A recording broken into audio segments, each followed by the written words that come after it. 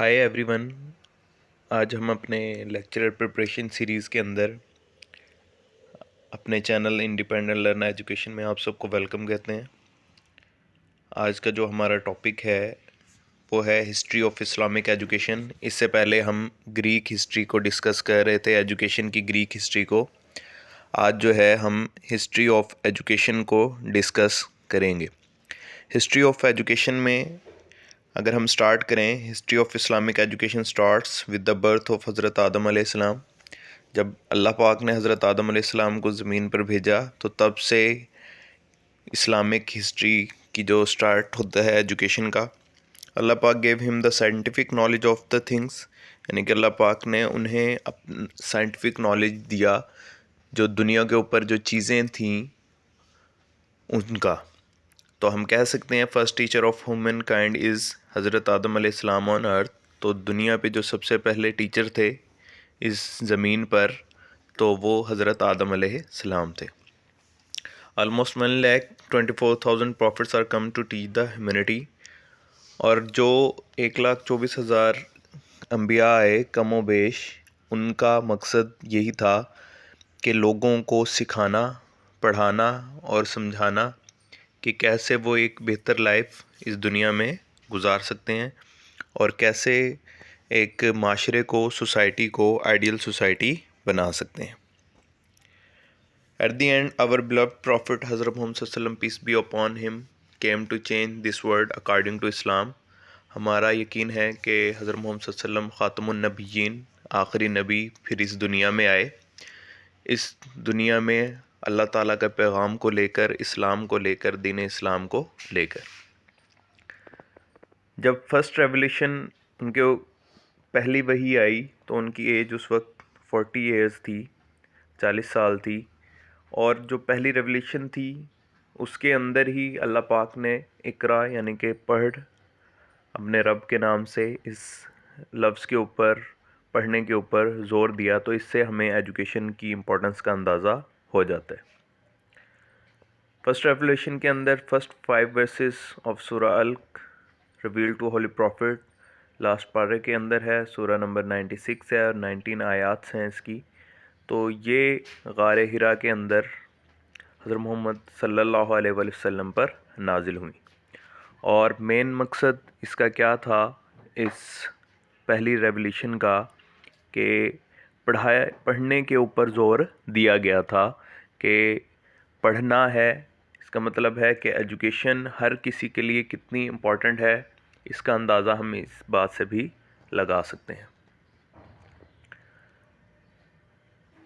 और ये जो फर्स्ट रेवोल्यूशन थी सूरा अल की, ये बहुत दफ़ा पीपीएससी के एमसीक्यूज़ के अंदर आ चुकी है कि जो पहली आयात थीं, वही की पहली आयात वो किस सूरा से थी, इस सूरा का नंबर क्या है, इस सूरा में आयात कितनी हैं। तो ये अच्छे तरीके से आप प्रिपेयर कर लें। अल्लाह पाक स्ट्रेस्ड ऑन द वर्ड इकरा। इकरा का मतलब क्या है? पढ़, read in the first revolution through which we know the importance of education. इससे ही हमें एजुकेशन की इम्पोर्टेंस का अंदाज़ा हो गया है। उसके बाद एजुकेशनल इंस्टीट्यूशंस, उस वक्त के दौर में जिस तरह के भी एजुकेशनल इंस्टीट्यूशन थे जहाँ साहबा कराम की तरबियत की जाती थी, तो वो उनके बारे में अब हम डिस्कस करते हैं कि हज़रत मोहम्मद सल्लल्लाहु अलैहि वसल्लम ने कौन से एजुकेशनल इंस्टीट्यूशन बनाए साहबा की स्टडी के लिए। Our beloved and lost profit हज़रत मोहम्मद सल्लल्लाहु अलैहि वसल्लम piece B upon him establish 2 institutions. First दार अरकम इन मक्का। अब जो स्टार्ट डेज थे इस्लाम के, जब इस्लाम की तालीमात या टीचिंग्स आगे तक फैलाई जाती थी, तो इस्लाम को इतनी ज़्यादा प्रोटेक्शन हासिल नहीं थी। वहाँ जो नॉन बिलीवर्स भी मौजूद थे जो इस्लाम की टीचिंग्स को आगे तक फैलाने में रुकावट का बाइस बनते थे। तो इस वजह से मक्का की शहर से दूर सफ़ा पहाड़ी के ऊपर हज़रत अरकम के घर के अंदर एजुकेशनल इंस्टीट्यूशन बनाया गया। पहला जो बाकायदा एजुकेशनल इंस्टीट्यूशन था इस्लाम का, जहाँ मुसलमानों की तरबियत की जाती थी, उनको पढ़ाया और सिखाया जाता था। The first Islamic school or institution was built at Hazrat Arqam's Raziyallahu Ta'ala anha house. It was located on the east of Safa hill. تو یہ مکہ شہر سے اس لیے دور بنایا گیا تاکہ لوگ کو جو وہاں کے نان بلیورز ہیں ان کو پتہ نہ چل سکے. سٹارٹ ڈیز میں مسلمانوں کی تعداد بہت کم تھی تو وہ ڈسٹربنس سے بچنے کے لیے یہ جو ہے انسٹیٹیوشن کو چوز کیا گیا. صحابہ کرام وہاں جاتے تھے، تعلیمات کو سیکھتے تھے، پھر واپس آ جاتے تھے. اس کے بعد جب اسلام کا دائرہ کار پھیلا، حضرت محمد صلی اللہ علیہ وسلم ہجرت کر گئے مکہ سے مدینہ، تو وہاں مسجد نبوی کے اندر دوسرا اسلامک انسٹیٹیوشن بنایا گیا جو صفا کے نام سے تھا. صفا ان مدینہ. آفٹر مائگریشن صفا is place in Masjid Nabawi is used as educational institution for Muslims. یہ صفا جو ہے مسجد نبوی کے اندر ایک چھوٹی سی پلیس ڈیسائیڈ کر لی گئی. صفا کے معنی ہے شیڈڈ ایریا. وہاں صحابہ کرام کی تربیت کی جاتی تھی اور یہ واحد انسٹیٹیوشن تھا جو ریزیڈینشل تھا، یعنی کہ وہ صحابہ کرام، وہ لوگ جو باہر سے، مکہ کے باہر سے یا عرب کے باہر سے آتے تھے تو ان کو وہاں رہائش بھی دی جاتی تھی اور کھانے کا انتظام بھی کیا جاتا تھا.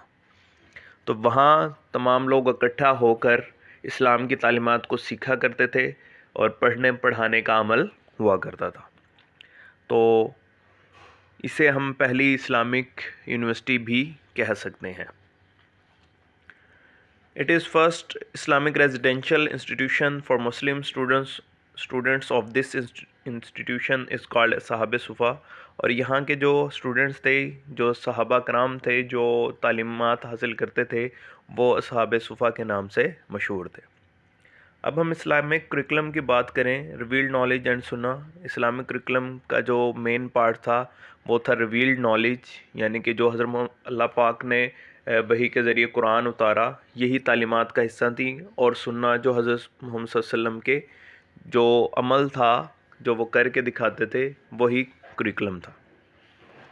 It is rigid. اب ریجڈ کریکلم اگر ہم دنیاوی پوائنٹ آف ویو سے بات کریں یا آج کے پوائنٹ آف ویو سے بات کریں تو ہم کہتے ہیں کریکلم کیا ہو، فلیکسیبل ہو، کہ اس میں چینجنگ آتی رہنی چاہیے. یہ دنیا کے لحاظ سے. اگر ہم اسلامک ایجوکیشن کی بات کریں تو یہ ریجڈ کیوں ہے؟ اس کو آپ تھوڑا یوں سمجھ لیں کہ اسلام کے اندر کسی کمی کی گنجائش نہیں ہے.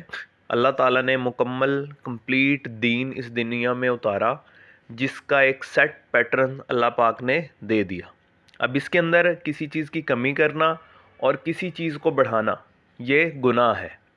ٹھیک ہے، تو اسی وجہ سے اس کو کیا کہا گیا کہ جو اسلامک کریکلم ہے وہ کیا ہے؟ ریجڈ ہے. یعنی کہ جو بنا دیا گیا اسی کے اوپر آپ نے فالو کرنا ہے. اور بلیورز کیا کرتے ہیں کہ اللہ پاک کے احکامات کو بغیر کسی عذر، بغیر کسی سوچ بچار، بغیر کسی تحقیق اس پر عمل کرتے ہیں. اس کے بعد ہے focus on education, reading and writing.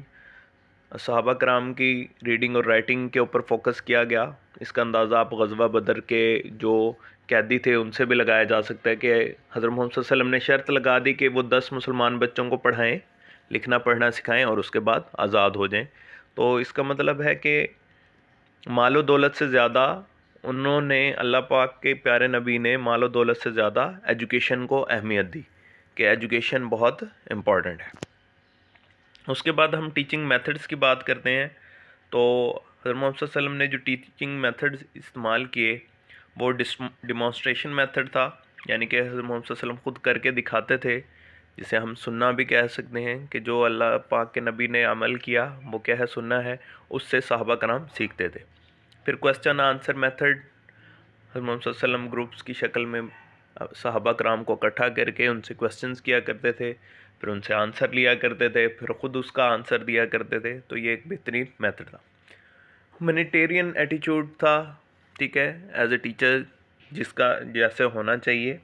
تو حضرت محمد صلی اللہ علیہ وسلم انسانوں کے ساتھ ساتھ جانوروں کے ساتھ اور اس زمین کی ہر چیز کے ساتھ بڑی رحم دلی کے ساتھ پیش آتے تھے. Simple to complex. اور حضرت محمد صلی اللہ علیہ وسلم کا جو ٹیچنگ میتھڈ تھا وہ سمپل ٹو کمپلیکس تھا. پہلے آسان چیزیں پھر مشکل چیزیں، آہستہ آہستہ لوگوں کو کلمے کی طرف لے کر آئے، پھر آہستہ آہستہ نماز کی طرف، پھر آہستہ آہستہ حرام چیزوں کو چھوڑنے کو کہا.